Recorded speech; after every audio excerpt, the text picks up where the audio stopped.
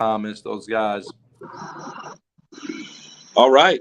We're live here on the TD Report. I'm your host, David Combs. I'm here with Jody Coleman, our Midwest reporter. Welcome back, brother.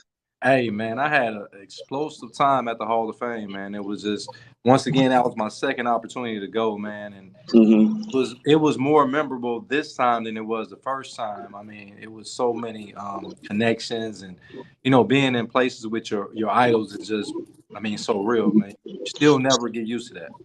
So you got to go to the parade, you got to go to the dinner, and you got to go to the actual ceremony, right? Right. Okay, let's talk about the ceremony. Some of our inductees on this one.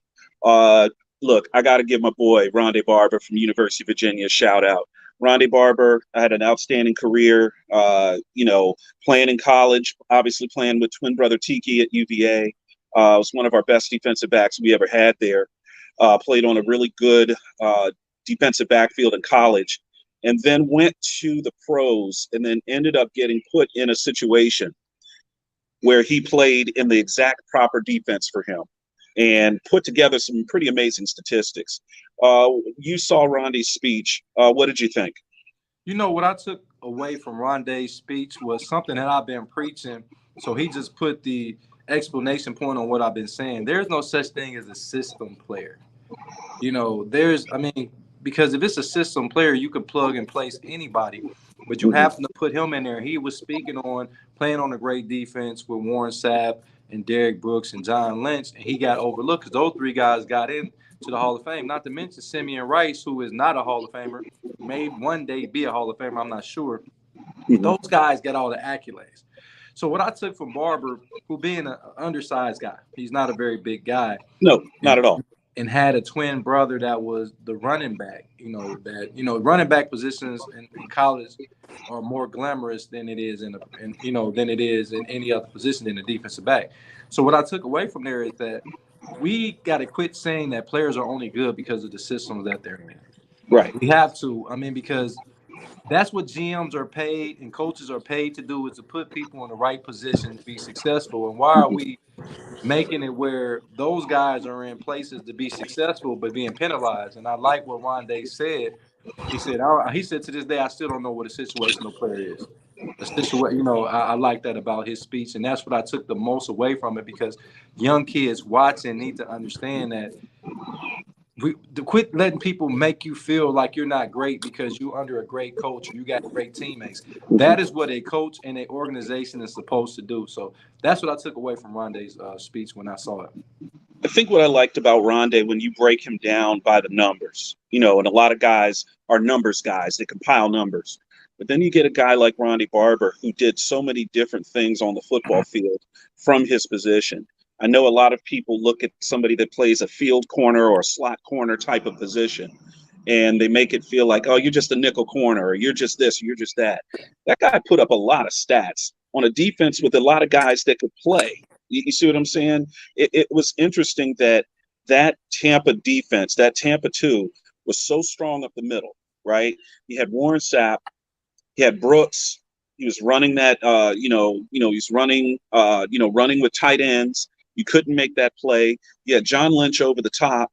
You try to throw it in there, he's going to make a hit.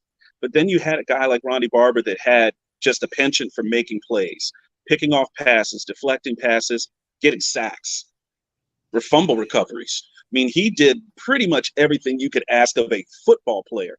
Now, Tony, you're a Virginia Tech guy. We're welcoming in Tony Kennedy here on the TD Report, our host. What's up, TK? What up, man? How you doing? How y'all doing, man? I'm Good, doing good. great, man. I had to open with Rondé Barber and give him a shout out. Making it into the Hall of Fame. Obviously, I sent you the stuff from the Virginia people with Chris Slade. Showing him some love, and a lot of guys that played with him, and just the imprint that he's put on the Virginia program. Now, Tony, uh, you wanted to also talk about Don Coryell. Let's move over to that. Don Coryell makes it into the Hall of Fame. I think he's kind of a forgotten guy as far as an offensive innovator. When you look at what the league is now that it's a passing league, Air Coryell was doing that back in the 80s. He's an Yeah, amazing, amazing coach. yeah. Hey guys, what most people don't realize is that Joe Gibbs got comes from the Air Coryell tree. The difference between Joe Gibbs and Air Coryell was that Joe Gibbs had a great offensive line and a great running game. Most people don't realize that the offense that the Washington Redskins had in their heyday, that was actually a passing offense. They so happen to have a great running game. Yep.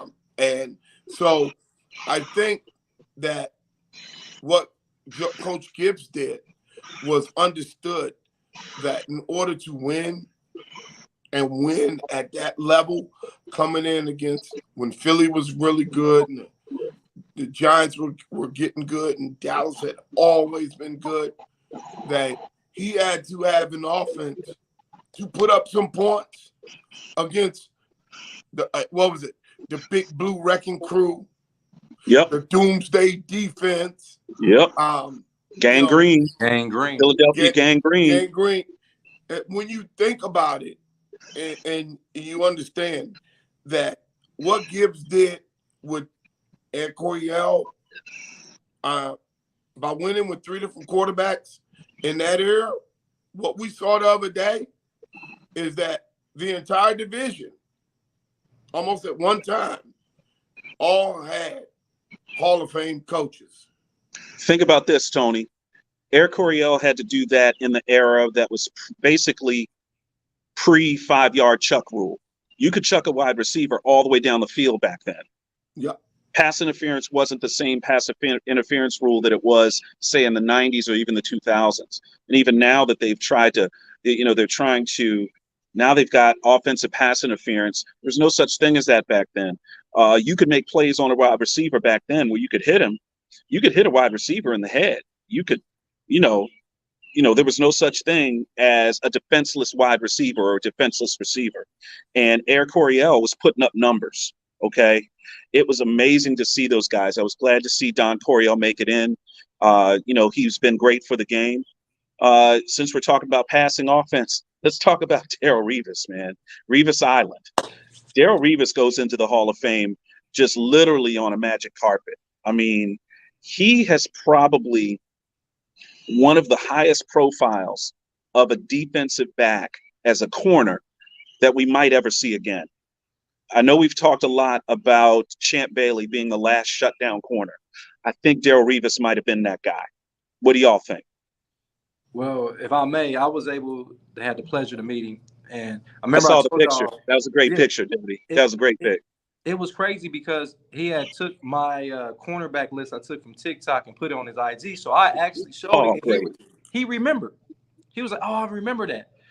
He's a very humble guy, but on the field, he was a technician. So we go back to our Deion Sanders. He made reference to Deion Sanders in his commencement speech, but we got to go back to Herb Adderley, the guy that if you see how Darrelle Revis played, it's a lot reminiscing of how Herb Adderley played as well.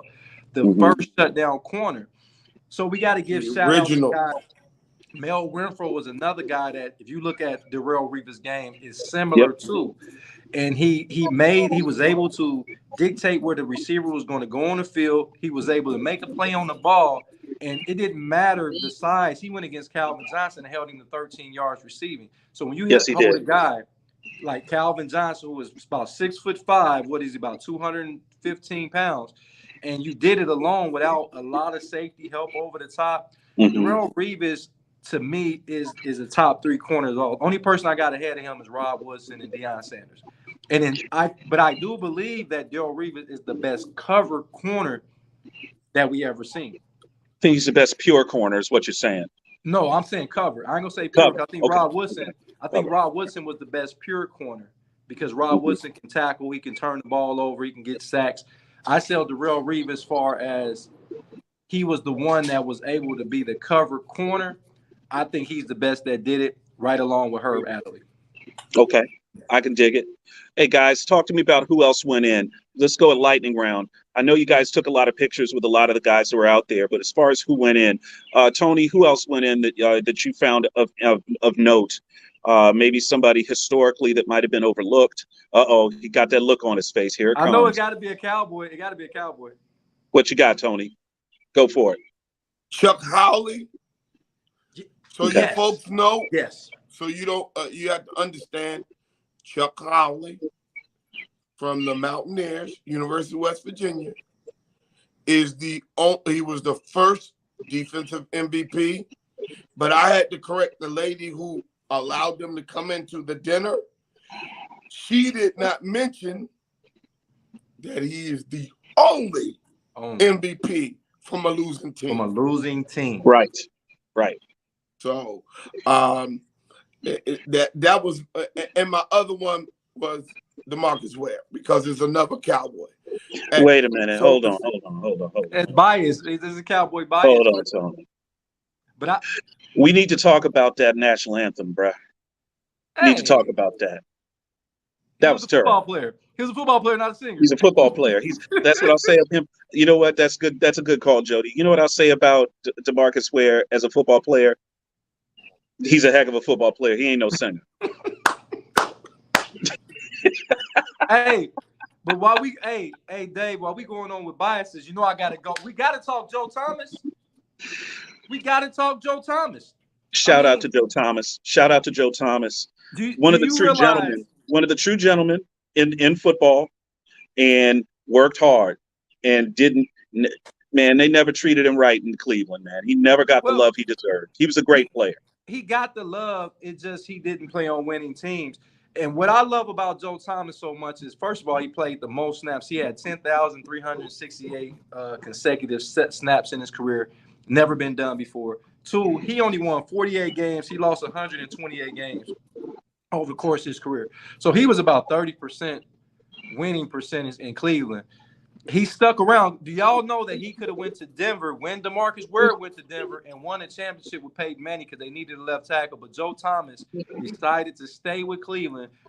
They love him in Cleveland. He's the second best Brown I've ever seen, behind, of course, the great Jim Brown, of course. But he's the second best Cleveland Brown. He's beloved. We got to talk Joe Thomas because he could have left numerous amounts of times, and he didn't. So I got to go Joe Thomas. I love that. And seeing the pictures that you were able to get, that you guys got with him, he's lost that football weight. And Tony, I wanted to talk about that as far as, Hokie Hart being heart healthy, seeing these big offensive and defensive linemen once they get out of the game.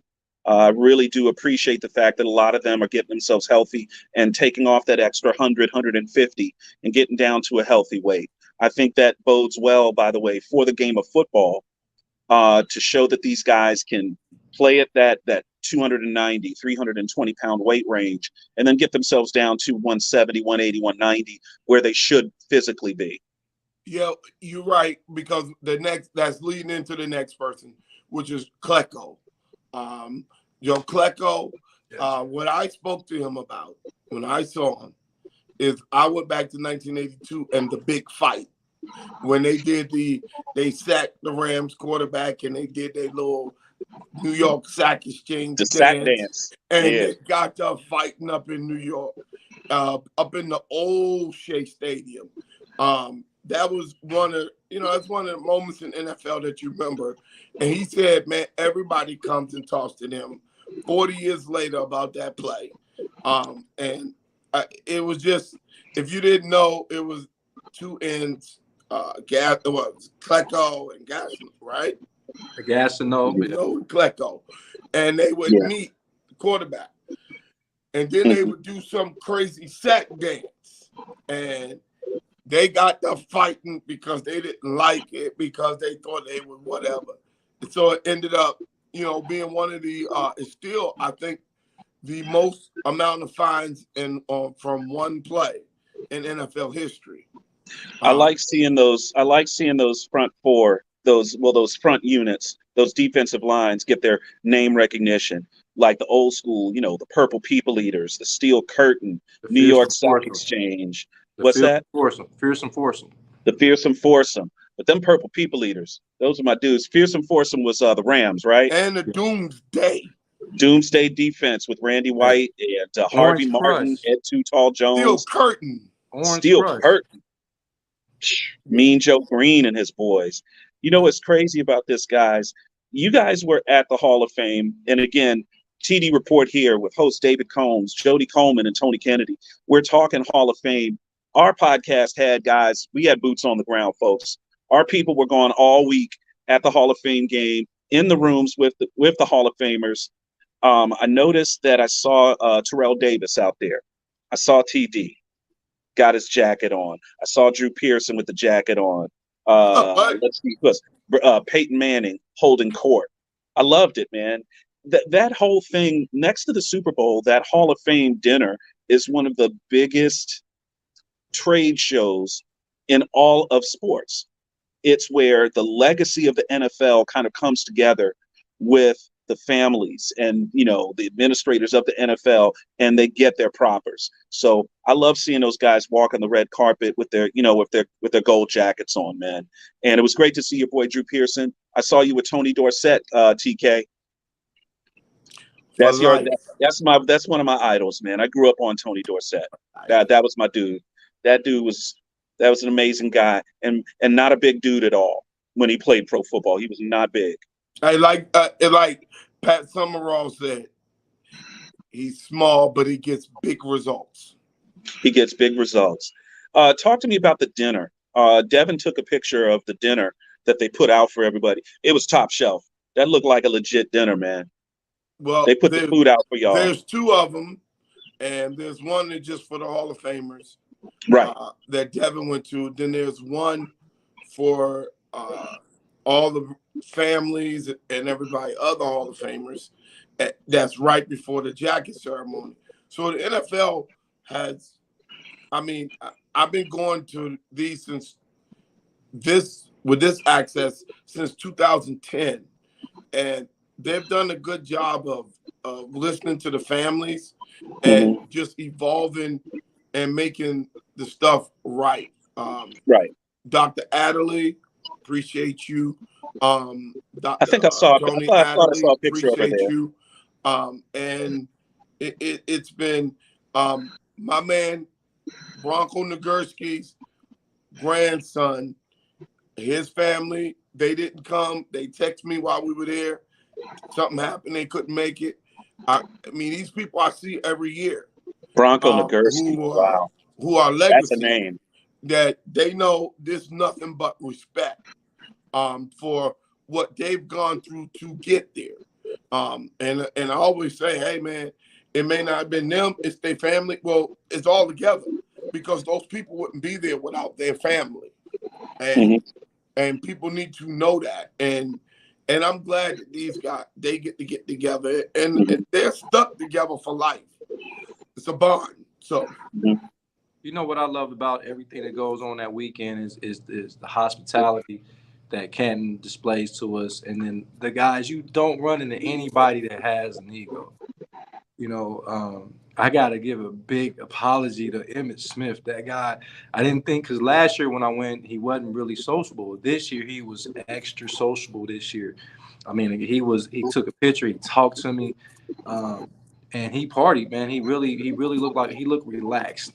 And that's what I want to take away, because, you know, a lot of times we like to badmouth athletes and they didn't do this or they didn't do that or whatever. We also got to come, and when they do right, we need to make sure we let everybody know. And this weekend, it was not one guy that I can say had an ego problem or any of that stuff. They just wanted to have fun. They wanted to hang out with their peers. And it was just, hey, Dave, it was just a remarkable experience, because now, being my second year, I feel like I'm at home now. Like, that's great. A lot of guys recognize me from last year. They still think I play. I was like, I didn't play. You know, guys mixed me up with somebody. I don't know who they mixed me up with, but they thought I played or was a former player. They get me mixed up with somebody, but that's cool, though, because that means they were paying attention, man. And I just love this event, man. Like, it's no other event that I've been to like this in life. Hey, no. Oh, stop it. Because Jody was talking about, hey, man, take me over there and meet Ray. And as soon as I get over there, you know, I start punching Ray. Because he know what time it is. He know I would have ran him over. And I always talk trash to him. I would have run him over. And what Ray do? He immediately start talking trash to me about the Cowboys. And he wants to go, and the whole room laughing, everybody giggling. I'm undefeated against your boys. I shut Texas Stadium down and all that stuff. So, I mean, it was cool, and I didn't know that they were filming that, and that was a video clip, and it's on there, and it shows me Jody and Ray talking, and it showed me trying to body punch Ray Lewis. It's funny. Yeah, I saw you guys hanging out. Now let's talk about the game. As far as getting to the game and everything, how is that kind of set up as far as on the weekend, as well as far as the activities? I mean, are they limo you guys over, or how does that go? Or it goes with the VIPs? You know, the area that you guys were standing in, obviously that wasn't general admission. That was kind of on a concourse. That was kind of nice. Well, you know, we like the family do have a shuttle if you're at that hotel, but Dr. Hadley got over a little earlier than we did. We had to drive over, and then they just told us to come through the VIP section. We are in the back room with the Hall of Nice. Fame. Tony back there talking to Joe Thomas' wife, and he introduced me to Joe Thomas' wife. You know, and their family. I told them how much of a Browns fan I was. Man, it was awesome. You know, to be able to have dialogue with people, and I can share my frustration as being a Browns fan with other Browns fans. You know, and then you go back and you shoulder to shoulder with Warren Moon, you shoulder to shoulder with Tim Brown, you shoulder to shoulder with Lynn Swan. I mean, Wow. you in there with God. You got Mel Blunt and me, Joe Green in there, and Calvin Johnson just looking like a kid. Calvin Johnson just looks like a kid, man. We got to understand Calvin Johnson may not even be 35 years old yet. He could still be playing. Yeah, he could still be playing. He's just a kid that can play, and he love the game. And we shoulder to shoulder, and we're talking to these guys, and we got to talk to Bruce Allen. And Tony had to remind me that Bruce Allen was the the GM of the Oakland Raiders during the Tuck rule. So, you know, I had to give my opinion because, you know, I'm like, what are we doing here? You know, I had to give what are we doing here? Because there will be no such thing as Tom Brady if that play was called correctly. If that play, a Pro Bowl player in Charles Woodson made a Pro Bowl play on Tom Brady, if that's recovered, Oakland wins that game. Tom Brady goes back to the backup. Drew Bledsoe gets his starting position back because you're not going to replace Drew Bledsoe. You understand? Drew Bledsoe was the first pick of the draft, and he was only in his 7th year at the time. You're going to replace him because if you look at the mechanics, Drew Bledsoe on paper is a better quarterback than Tom Brady physically. So He is. you know that we would not know who Tom Brady is. Tom Brady would just have been another guy unless he would have got an opportunity elsewhere. But I mean, that's the luck of the draw. And Bruce Allen agreed with that, you know, and a lot of people argue with that. It's so many things that happen in history. Like I talk to Tony all the time. Will we know would the Cowboys be what they were in the 90s if they didn't make the Herschel Walker trade? They wouldn't have been. They wouldn't have They been what wouldn't have they had were. Dennis Smith, and they were talking about trading Michael Irvin before they even got Dennis Smith. People don't even realize Correct. they were going to trade Michael Irvin. So what happened? So you know, it was just a day, man. Like, you know, me and Tony go back and forth all the time on historical events, and you as well. And that's what you were able to do because those guys live those moments. And now, when you guys are in that room with those guys, this is an actual conversation that you guys have. Yeah. Mm-hmm. I got a video up with me talking to Bruce Allen. I Look, put that man, video up. I'm talking to Bruce that Allen. is a sports fan's dream. Me and Tony have been sitting in sports bars all over the place, right? Having these conversations, but you guys got to have those same conversations with actual pros, with actual guys that did it or that were there. Oh, I was there when they were talking about that trade and it did go through. Somebody said, nah, we can't trade this guy. And then the guy goes on and has a Hall of Fame career with that team. And everyone says, what a great player. And obviously the quiet part that's been said out loud is we were going to trade him, but we can't say it now. Right. We got, that's amazing. That's amazing like that you guys can have Tony, those conversations. What Tony was mentioning, I went to Ray Lewis because I wanted to know the exact situation with the Browns and Ravens. I said, Ray, I said, if you don't mind, was you going to be a Brown? He said, nah. He said, to be honest, yes. The pick the 25th pick, I believe he was, or the 26th pick he was, that was actually the Browns pick. That first pick with Jonathan Ogden he was not going to be a Brown. Right. He was not going to be a Brown. Whatever team had that pick, that's where Jonathan Ogden would have went to. So he was not going to be a Brown. The only one that was going to be a Brown would have been Ray Lewis. Right. Hey, man, and by the way, shout out to Jonathan Ogden, St. Albans guy, DC guy. Yeah. Great football player and was a great track athlete, too. He could throw the discus. Had great feet. I mean, Yes, sir. he was Yes, sir. definitely naturally gifted. Uh, you know, you guys are talking about these conversations that you guys are able to have. Obviously, you guys made many contacts. Jody, I'm really impressed by the fact that Daryl Rivas remembers your TikTok. So Yes. you really making some traction with that, man. I mean, it's really, you know, every now and then I'll throw those on my Facebook page. I got to start getting a little better at it. I'm gonna start throwing a few on there. But that Against the Grain Sports is really starting to, you know, catch on. You got Daryl Rivas hitting you up on IG. That's a great thing, man. That was just a so real moment because you're looking at a guy, and when I even found out about it, I called Tony like, "Hey, man," and Tony like, "What?" I said I went on there and he had it on his IG story. Like, so somebody had to have sent that to him because he's not on TikTok. So somebody No, had it's to not. actually No. share that to him. Hey, let me. I spent the entire weekend with a place that I've known since 1976. I'm a Tony Dorsett fan. So every time I see the word Aliquippa, I knew Dorsett went to Hopewell High. But here's Yes, the he thing. did. Aliquippa has 4 Hall of Famers. Okay. 3 of the 4 Hall of Famers went to Aliquippa High.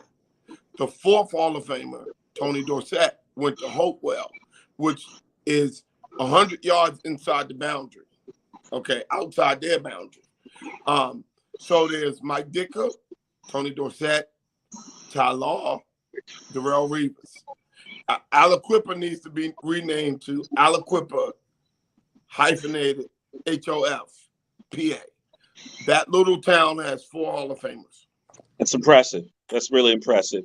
I knew about Ditka, didn't know about Ty Law. Didn't know he went to Aliquippa. That's pretty cool. Did I see a picture of him too? Yeah, he was with us for Okay. he was doing his vodka, and we're going to be meeting with him trying to get his vodka at some of the Toms and some of the stuff that we're trying to get him there. I sponsored, saw Sean what from we're Tom's. doing Yeah. and everything else. So, you know, we got his number to everything. So, so that people know that this trip wasn't just, you know, hey, have fun. We meeting people, we meeting idols. This trip was also, too, trying to get those people towards what we're doing, trying to get them on here. Because, hey, folks on the TD Report, we don't do gotcha moments. You see, we're real fans. And we love the game. We love the players. We respect their families and their efforts, that we would never try to do gotcha moments to get 1 million people looking. We don't care. We got to get 1 million people looking to make one person look bad. That's not how we do business. Podcast. Yeah, I got you. That's the shock cast, and we don't do shock cast. We do podcasts, sports cast. We're not doing that crap. So they know from when they talking to us, that's how we want them to talk right here on the TD Report. So let's talk about a couple of things that have gone on since we've been on. We've been off for a couple of weeks. Number one, the Joe Burrow calf injury at camp with the Bengals. When that happened, I think the internet almost broke in Cincy. Okay, when he had to be carted off. So I was driving home that afternoon, and I was getting pinged by you guys. I was getting pinged by my other boys, dudes I went to high school with. They're like, Dave, did you see that? Is that going to be y'all going to talk about it on the show? So here it is for all my guys, St. John's, DeMatha. We're going to talk about this Joe Burrow thing. Joe Burrow doesn't have a Super Bowl championship yet, but he is a really big star. Okay, he is a really big star in this league. The calf injury literally shut the internet down for about 35, 45 minutes.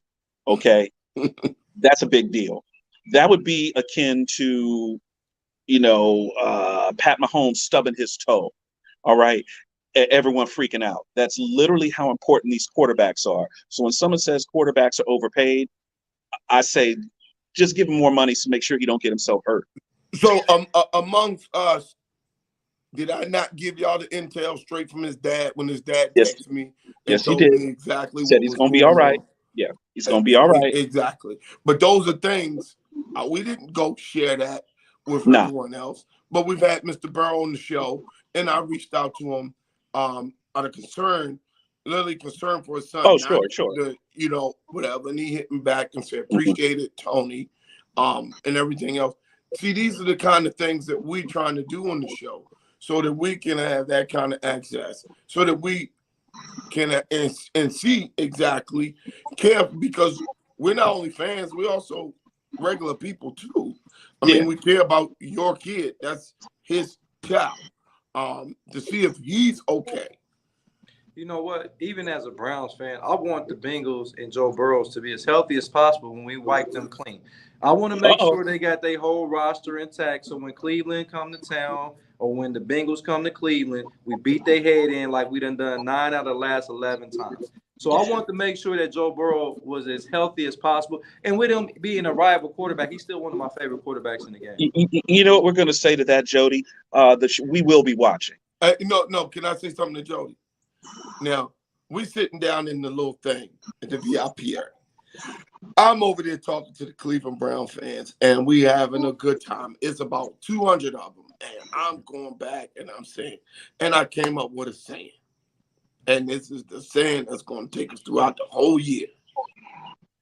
I want a woman like a Cleveland Browns fan, dedicated, committed. She'll stay with you through thick and thin. She will always be there. Even when you don't have a job, you don't have nothing, she gonna be there for you. You know what, Tony, and that's she all make good. Excuses. But let's look at the record between the Cleveland Browns. The last 11 meetings, Cleveland is 9-2 against Cincinnati. So I want to make sure I live right in the belly of Cincinnati, the Cincinnati fans. I live in the belly. I live in Dayton, so I live in Southern Ohio. You know, Cleveland's in Northern Ohio, so I live in the belly of the beast. And all I hear is the Bengals this and Bengals that. I want y'all to be as healthy as possible because numbers don't lie. And 9-2 the last 11 meetings, I don't want him to be on the sideline. I want Joe Burrow to be as healthy as possible week 1. Plus, he's a great quarterback and he's a great kid. I want him to be healthy on that one, but I want him to be healthy because I want no excuses when they come to the dog pound this year. So what do I always say in that situation? What do I say? Styles make fights. Styles make fights, and those styles and what Jody just said, I may rag him, and we have internally talked. So, guys, in this sport of football, if you had to look at everything on paper and hype, Cincinnati should run away with the division. But here's this, so we can go back on the tape. Styles make fights. And I am telling you, whichever way you got the division going down, you can almost flip it. And that's the way it could end. Yeah. So most people got Cincinnati, then they got Baltimore, then they got Pittsburgh, then they got Cleveland. Well, let's go backwards. I can go Cleveland, Pittsburgh, Baltimore, Cincinnati, Baltimore. I mean, you can. It is a division where I'm telling you right now, we don't tell you to gamble, but do not put no money that you're going to need at Christmas time on a division winner. Don't do it. So we've got Justin Herbert getting his money from the Chargers, so he gets his big deal. I guess the question is, and Tony, if you know something, you can put your hand over your mouth in case Mr. Burrow told you. But Joe's going to be getting his money any day now, right? Okay, all right. Because I think they're going to have to give him all of Northern Ohio and maybe some of Central Ohio too. I'm going to say this, Dave. Go for it. Justin Herbert. Y'all know how I feel about Justin. Let me sit up and get into the camera. You got the camera on? Justin Herbert, until he produces a playoff victory, we know that he has all the attributes to be a fantastic quarterback. If you look up quarterback, matter of fact, if you go back to last year's tape of us talking about Herbert, I'm probably about to regurgitate the same thing I said last year, but I'm going to put a little more emphasis on it. If you look up quarterback, you're going to see Joe Burrow's picture. Justin Herbert's picture. He's 6'5". He's 225 odd pounds. He got the nice hair. He's a nice looking guy. Got a gold arm, can throw the deep pass. He can do everything you want on the field. But you know what he can't do? He can't win a playoff game. Can't win a playoff game. He had a 25, 28 point lead in the playoffs and end up losing. I understand you can put whatever you want to put on the coaching staff. You can put on whatever you want to put on the offensive coordinator. You can put it on the wide receiver. You can put it on the running backs and the defense. But ultimately, I hate to say it, the reason why they get paid this amount of money is they got to take the burden when the team does not perform at a high level. Until Herbert performs at a higher level, he's going to have to make up. The reason why you pay quarterbacks is because they make up for all the deficiencies of the other players that you can't pay. Well, I will say this. Rashawn Stanley was hurt most of last year. He had the knee injury, right? Okay. They said he looks really good in camp. If you can get those two little pieces together, okay, you get your left tackle working, you get your quarterback as left tackle. That's a security blanket. Maybe we start to see the Chargers, the Los Angeles Chargers, make another step forward. What do you think about that? Hold on, but Dave, that's what I'm saying. You're going to have every team in the league has injuries to significant players on their team. If you go across the board, everybody has. Why does everything have to be perfect for you to be great? And that's what you pay quarterbacks these enormous amounts of money in contracts, is because you are to erase those deficiencies. If you go back to when Patrick Mahomes got paid, they lost Tyreek Hill. He had to erase those deficiencies. When they defense couldn't stop a nosebleed, he had to erase those deficiencies. All I'm saying is when you're talking about a guy like Justin Herbert getting paid, he's the highest paid quarterback right now at the moment. He won't be. Until Joe gets his money. Until Joe gets his money, and then when Trevor is up for his deal, those are the two quarterbacks that's going to pass him. Ooh, yeah. Let's talk about. We'll talk about that later. Yeah. Trevor going to pass him. Let's be real. Trevor is a phenomenal quarterback who beat him in the playoffs. What I'm saying is, I'm not saying you got to win a Super Bowl. I'm not going to get out here, Tony. I'm not saying that. I'm not saying you got to win a Super Bowl. Come on, y'all got too much talent. Even with losing Slater, y'all still had Austin Eckler. They got him as a number 20 player. They got him as rated the number 1 running back in NFL. Austin Eckler. That's what the NFL had him. One or two. I'm shocked. They had him over Nick Chubb. So when you got Austin Eckler, when you have Mike Williams, when you got Keenan Allen, you know what I'm saying? When you got a defense that got Khalil Mack and Joey Bosa, and you got Derwin James, you got Paul Jones at every position, and you don't win games. You can't beat Kansas City, and you stumbling against some of the teams in your division, and then you go out and pay your quarterback, and then you try to blame it on the offensive coordinator. So you get rid of the offensive coordinator, you bring in Kellen Moore, like he's going to fix the problems instead of getting rid of the head coach, who was really ultimately the problem. Going forward on 4th and 7 in your own territory is absolutely ridiculous play calling because of analytics. But like I said, ultimately it's going to go on the quarterback. And until Justin Herbert can correct those little minor deficiencies, I think he can have a great career. But he look like Matt Ryan. You know what's interesting that you bring that up? With this crop of young quarterbacks that are now just starting to come into their prime, where you've got a Pat Mahomes who's in his prime, you've got Joe Burrow who is now in the heart of his prime or starting his prime, Justin Herbert. You talked about Jacksonville. I mean, this is the new guard of NFL quarterbacks that will be the quarterbacks for the next 5 to 6 years in this league that are going to define the league. I think this is a really good, strong crop of quarterbacks, but I guess we're going to have to beg the question: why aren't they in the NFC? These are all AFC. These are all AFC quarterbacks. Okay. They're not in the NFC because, as you look at it, the NFC teams back then were dominating. To me, they were winning, and they weren't drafting that high up like everyone else. And some of the teams weren't doing a good job of taking the actual best quarterbacks.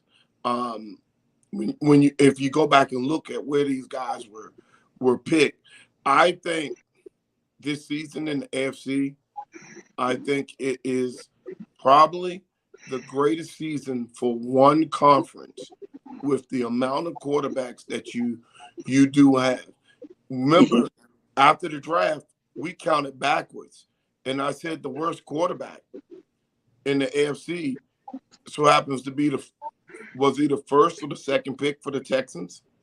Who went to the Texans? Was it Bryce Young? No, they got Bryce Young went to Carolina.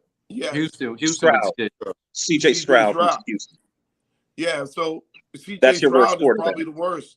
So if he's 16 and he was picked at number 2, I mean, just Well, look I at want to say this. The reason why a lot of quarterbacks are not in the NFC, they're in the AFC, is because you look at teams like New York Giants had Eli Manning for years. They never really replaced him. They got Danny Dimes, but they didn't replace him.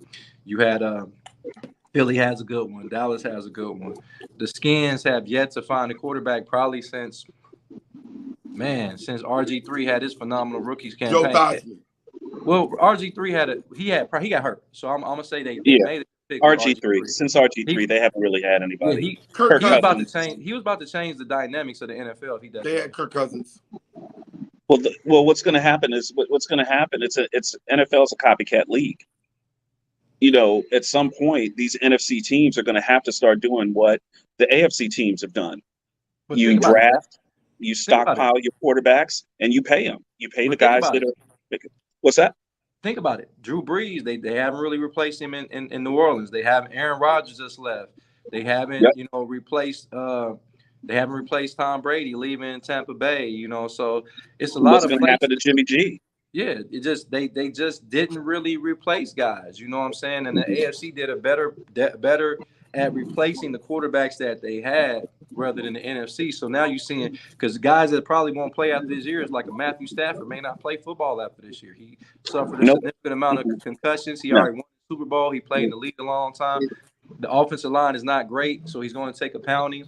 The team is not really that great, so I can see Matthew Stafford maybe moving on. We don't know what they're going to do with Kyler Murray in Arizona. He's going to not start the season. He's going to be IR at the beginning of the season. Geno Smith had a great year this year, but that doesn't mean it's going to dictate to this season. He's already in his 30s, so it's a lot of We don't know what Jordan Love's going to do. If you look at the AFC, the NFC South, they just don't have a lot of great quarterbacks. You got Carr is probably your best quarterback in that division. We got the young guy and Ridley. We got the young guy, the first pick, and Bryce Young. So, I mean, you look across the board, you got Jared Goff. Those are guys that really underrated at quarterback. You got Kirk Cousins. So you brought up a good name there, Jody. Let me stop you right there. You brought up a good name there. Jared Goff in Detroit. Detroit's selling out that stadium. They sold out their season tickets. They should. Detroit might fool around and do something this year. And I'll say this. I'll take Detroit right now having a better record this year than the Bears. I'll take that right now. Only thing I say about Detroit is an organization. Until I see you actually freaking do it, I don't believe it. You don't believe it? I don't believe it. You're going to have to make Detroit is going to have to make me a believer, because they're so high on this team. They're so high on Dan Campbell, which I like Dan Campbell. But Dan Campbell ain't did nothing that Rasheed Caldwell had done. Caldwell had actually a better record than him and got fired. Caldwell had 10 wins and got fired. Last year in 17 games, Campbell only had 9 wins and no playoff. So it's like, we celebrating the guy for being mediocre. And the other guy that exceeded expectations got fired. I think he has what Dan Campbell has. He's got a more than adequate quarterback. Goff had a great year last year. He was very, very good last year. He was not mediocre. He was not average. He was above average. I'll tell you what. Good. Put Jared Goff on the Washington Commanders last year. They make the playoffs. Absolutely. Yeah, they do. Put Jared Goff in DC. Put Jared Goff in DC, and they are a threat to finish second in the division. They're a threat. Now, I've seen some stuff from Cowboys camp. I've seen some stuff from Washington camp. Right now, I wouldn't want to be Dak Prescott for all the whiskey. Why not? Why not? I think there's a lot of pressure on Dak. I would say there's a lot of pressure on Dak right now. First of all, there's pressure on any Cowboys quarterback. Absolutely. And rightfully so. He's getting paid good money. But here's where I want to take people back. If you really want to talk football, Dak Prescott has played 7 seasons. And in 7 seasons, he's thrown 66 interceptions. Okay. Even at 19 last year, because including the playoffs, he is still top 5 touchdown to interception ratio in the history of this game. Yep. So what you saw last year It was was an anomaly. It was an anomaly. It's not going to happen again. But what you saw last year was a combination of him thinking too much, him being injured, and him just not performing on the level that we expect him to perform at. So Dak Prescott is a 30-8 guy every year. 25, 30, 35, and 8 to 9 interceptions every year. That's who he is. And that's who he will be this year. And if he's that this year with that defense, Dallas is going to be pretty good. And, you know, yeah, you throw interceptions in camp, you do this, you do that. But that's camp. That's where you're supposed to throw them. You're supposed to make the mistakes in camp. If you had to take every player and pull up their camp and try to prorate that to the season, then nobody would be an all-pro. Nobody would be an all-star because you are making mistakes and being coached and watching film on stuff that you think that might work because they are trying a lot of stuff. Now, especially with McCarthy going and giving more control of the offense to Dak Prescott. Dak Prescott will get more of the offense, kind of like Aaron Rodgers did when he was with Green Bay, which he should. Dak should be able to be at that point. But to back it up so that we football, you want to talk football. Dak has played in 6 playoff games. He played Aaron Rodgers. He played everybody, Brady, everyone. In 5 of the 6 playoff games, he's had a higher QBR and outproduced every quarterback that he's gone against except the last playoff game that he played. Let's talk about this, Tony, and those are good numbers. Let's talk about this. What's the situation about running back in Dallas right now? When is Pollard going to be back? Pollard had the surgery, I think it was in April. Is that right? No, he had the surgery back in, I think it was February. It's in February, but they said he'd be back. They said he'd be back by April. Yeah, I mean, you think about it, man. You have to, any lower leg injury with a running back in these days, you have to be cautious when you're bringing them back because that, as you saw in the San Francisco game, Pollard's healthy in that game. That game is no game. That game, we were beating them when he got hurt. Okay, Pollard is the key for the Cowboys this year. He allows Dak Prescott to be comfortable and to keep those guys on the other side thinking. Because on the defensive side, we're not worried. I like Dallas's defense. I mean, I like Dallas's defense. Is going to be fine. Yeah. We're not. Yeah, it should be okay. But you know what? When they going to get credit on Dallas is everybody's going to give Parsons and all those guys credit, and that's good. But Dallas secondary with the safeties and hooking those guys are going to be pretty damn good this year. And I think that they're going to make the front 7 look even better because those guys are going to be on top of those routes. And I'm telling you right now, when that quarterback got to pull that ball down because that first read wasn't open, that makes the rush look a little bit better. Hey, Jody, we had talked right before we went live. Talk to me about what's going on in Browns camp. Well, in Browns camp, we got a couple of significant injuries to Alex Wright as well as Isaiah Thomas. They both sustained leg injuries. There are 2 backup defensive ends that was looking to have a very important part of the Cleveland defense to give Myles Garrett and Zadarius Smith an opportunity to get breathers, but we still have the same impact because Alex Wright came on really strong at the end of last year going into his second season. As well as on the offensive side of the ball, Marquise Goodwin, we don't know how long he's going to be out. The guy we got from Seattle, the speedster with the world-class speed that was supposed to come be able to take the top off the defense, he won't be available for Cleveland when the season opens as well. So they're looking at a few other options of bringing guys into camp at those positions, at the defensive end position, as well as the wide receiver position. They're looking at some guys that can come in and help out. We really missed out on DeAndre Hopkins sweepstakes. I think he would have been a significant upgrade at the wide receiver position. and they would have been able to move Amari Cooper to, I believe, his natural position at this juncture of his career, and that's a number 2 receiver. I believe he's the best route runner in football. No disrespect to Devontae Adams, but Amari Cooper gets separation and doesn't have the physical attributes that Devontae Adams has, but he seemed to be open on every play. So what I see with Cleveland, and then just then, we also had an injury to our backup running back, Jerome Ford. I told y'all the kid out of UC, he sustained an injury today. We don't know how significant. He was carted off. So now that means Cleveland's going to have to be looking into the free agent market to potentially bring in a backup running back. Ezekiel Elliott's name has been swirling around in Cleveland camp as well. So let's keep an eye on that. So Cleveland is starting to get those little nagging injuries as the season is coming on. So we have to make sure that we can replace those guys. There's a lot of free agents on the board that can replace them, but that's what we have in Cleveland camp right now. How about at quarterback? Getting that guy comfortable. Had to knock off some rust last year. You're going to be starting with a caliber of quarterback that has MVP caliber type of quarterback skills. Talk to me about how you feel about your quarterback, and is he going to be comfortable and ready to go game one, ready to go play it at high level? I honestly believe he's been looking better than he has looked since he's been a Brown. This is about to be the best that everybody's looking at him in part.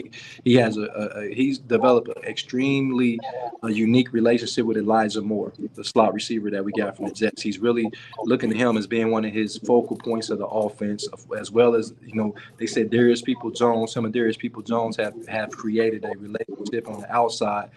He looks a lot more comfortable. I think that he will be ready to go. I still think he's going to have a few games until he get that engine going. I say week 3 or 4, which we don't have really that much time because we got a couple of division games. Actually, 3 of our first 4 games are division games. We got the Bengals week 1, we got Pittsburgh week 2, and we got Baltimore week 4. So we have no time to really play around with that. We got to go 2-1, and we can't go 0-3 in that span over the division, because that could be the end of your season and you're already looking for a wild card. We, as Cleveland, we want to win the division. So I think Deshaun Watson will be ready and back to form he was 2 years ago. Okay. And I want to see that happen. Speaking of another MVP caliber, well, he actually did win an MVP. Your boy LJ8 in Baltimore. Okay, Lamar Jackson got his money, got his deal. Tony, what's the feeling in Baltimore right now about Lamar Jackson, about this Ravens team? They thought their Super Bowl window was open 2 to 3 years ago, okay? And it just hasn't happened. They've got to start making significant strides toward that. First of all, Dave, anyone who knew the game that knew that they didn't have a window offensively for a Super Bowl, because they just didn't have the pieces around Lamar Jackson. Lamar Jackson right now has the pieces around him. Zay Flowers, OBJ. The biggest key in Baltimore is not Lamar Jackson. It's the guy that played at the Ohio State University. He is the biggest key in the backfield for Baltimore.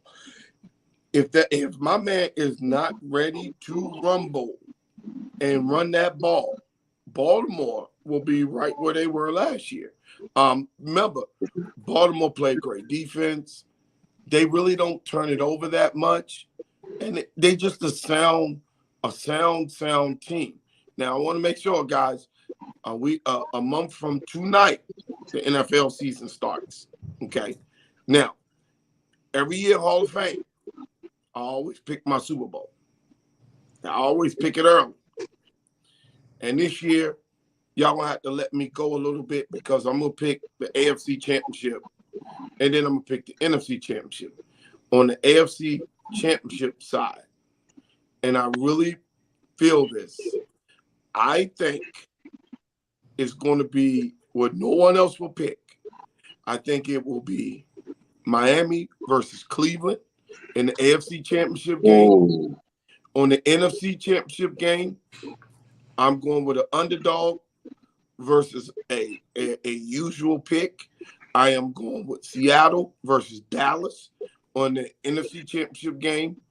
And I think this is where I think the NFL is going to play tricks. I think the biggest Super Bowl that the NFL would want to see is a program like Cleveland versus the Cowboys. Not saying that because Jody's here, because I dog Cleveland all the time.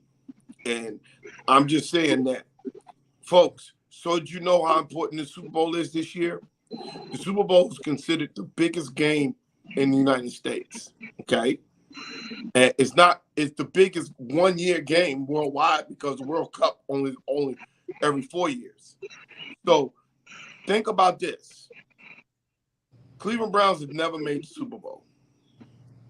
Dallas Cowboys haven't been there in 26 years. If those two guys make the Super Bowl, that will probably be one of the most watched games simply because of, and Vegas would make all kinds of money.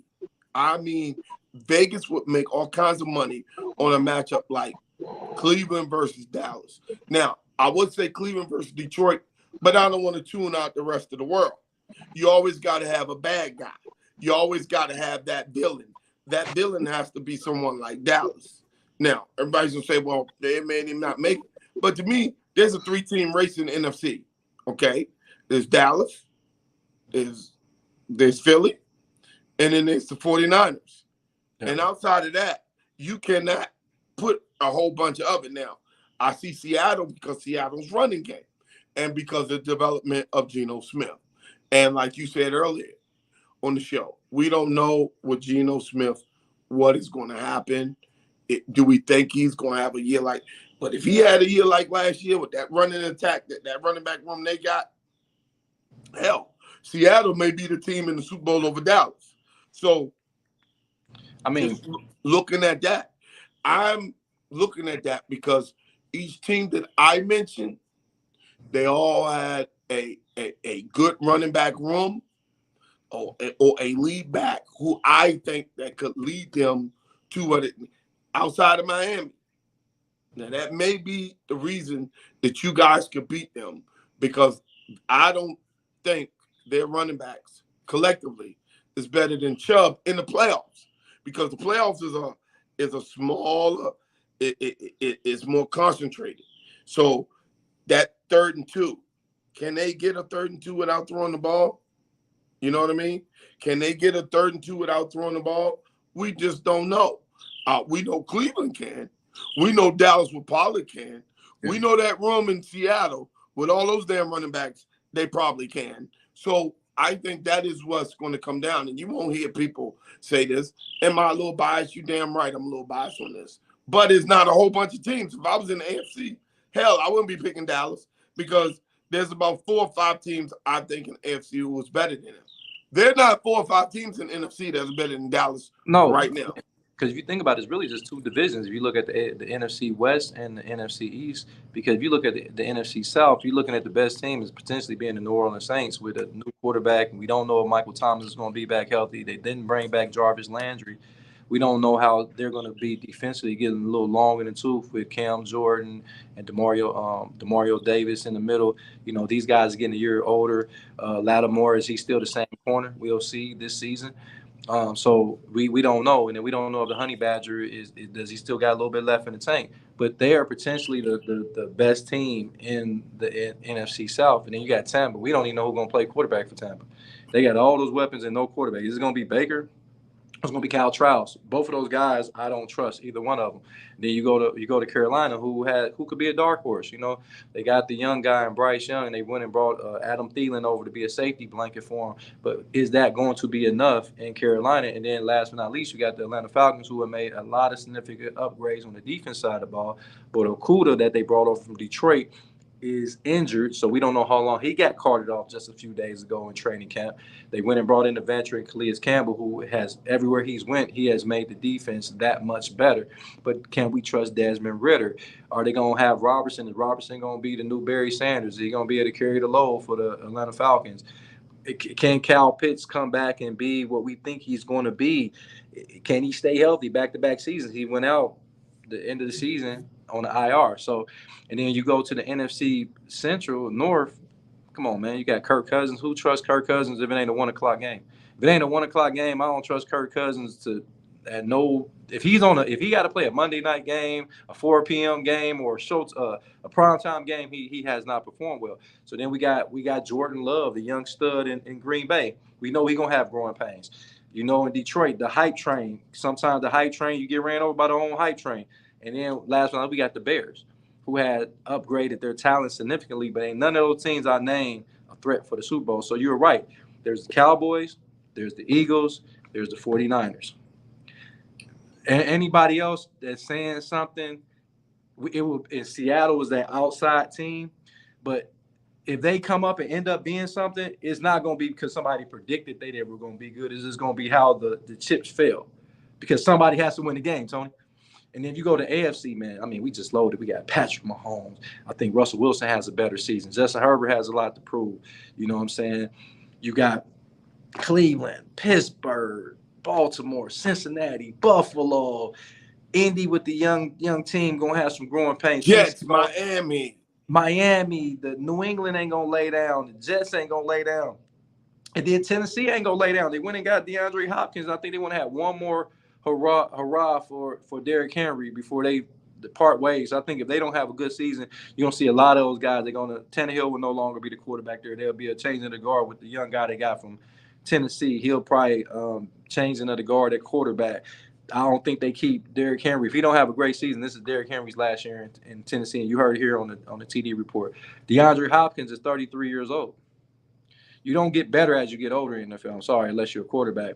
At wide receiver, as you get to your 30s and 32 and 33 years old, you don't have the same explosion, as well as coming off a few games where he missed. Remember, he missed the first 6 games of the season with the PED situation. So, and you got a young Jacksonville team. That young Jacksonville team is here to stay, man. They got a lot of weapons, and they got a primetime quarterback who I think is a top 5 quarterback in the game right now, Trevor Lawrence. So, I'm not going to pick mine yet. But on a later date on the TD report before the season starts, I will give you my Super Bowl predictions. Yes, and I gave you guys that because you keep getting the same old predictions from all over, and looking at it, and see, we call Seattle a dark horse. Seattle is, if it plays like I think Seattle is that team. Seattle is that team, and you got to look at the 4 teams I named in the NFC. The head coaches have all been to a Super Bowl or won a Super Bowl, right? Absolutely. Yeah. So that means they know how to. Those coaches have been there and done it, so they know how to prepare those teams. With Seattle, Dallas, 49ers. Philly, and 49ers. But remember, that was kind of those were 4 of the top 5 playoff teams last year. Absolutely, and I think they just upgrade. Like I said, the quarterback position in San Francisco is a little bit shaky. I think Brock Purdy, you need to let that guy cook. I think he's the guy. He fits in that offense. They believe in him. That all the major position, they have a great offensive line, great wide receiver. Ayuk had his first 1,000-yard year last year to go along with Deebo Samuels. You know what Kittle's going to give you at the tight end position. You add McCaffrey in the backfield. And you got Elijah Mitchell, who can be that guy just in case McCaffrey, we know he get nicked up during the course of a season. He can be that guy to be the change of pace. And he's a former 1,000-yard rusher as well. So you go to defense side of the ball at every level. You got Nick Bosa, defensive player of the year. You got my guy Fred Warner. You got Fred Warner and Greenlaw. Those guys are maybe the 2 best linebackers as a combo in the league. That's the best the league has to offer. And you go to that secondary, my guy Trepanga, I believe I can't pronounce his name correctly, but the guy that reminds you a lot of Troy Polamalu, and you got Ward at cornerback. So you got a lot of talent across the board at every level. Coaching is solid. They got solid coaching room. So I think they're not going to have the same disappointment they had when both of their quarterbacks that knocked out against Philly. But then we can't leave Philly out of this, man. I know a lot of teams saying they didn't play anybody, but Philly is loaded. I think that they got a lot of teams. What I like about Philly, before we go, is Philly doesn't seem to play with a lot of guys with egos. They don't have ego problems in Philly, and that's what I love. The quarterback is so humble, and Jalen Hurts, and he's your leader. And you got a lot of guys that just want to win football games. AJ Brown, I think they tried to make something that it wasn't last year in the playoffs about him and the coaching staff. I think that was overblown. I'm glad it went away, but they showed him on the sideline when they were up, and he was pouting because he wasn't getting the ball. I think that was something else, and they made it out to be as if he wasn't getting the football. You know, everybody wants a story. You know, Tony, everybody wants a story. Hey, Philly, so that we can go, Philly is the best pure team in the NFC right now. Their roster from 153 is the best roster. And when I tell you, I say styles make fights. Philly and Dallas, because of styles making fights, It's gonna be a beautiful game. Dallas has an upper hand on them if you look at the last 10 games. Like because of Dak Prescott. 8 wins because Dak Prescott hasn't lost. Dak Prescott is 27-7 versus that division. Right. So, you know, if it's an NFC East team and he has to play them in the playoffs, you better put your money on Dak Prescott because he beats NFC East teams. Now, he can't beat anybody else outside the division, but, you know, he did send Brady home. He did. I mean, he sent him packing and retired afterwards. But, you know, so that we can get on record, the number one team coming in the season in the NFC is Philadelphia Eagles. Number one team in the AFC is Kansas City Chiefs. Yes, both were in the Super Bowl. But you do not stay that long in football. We're trying to give you who possibly can go. And then Jody said it.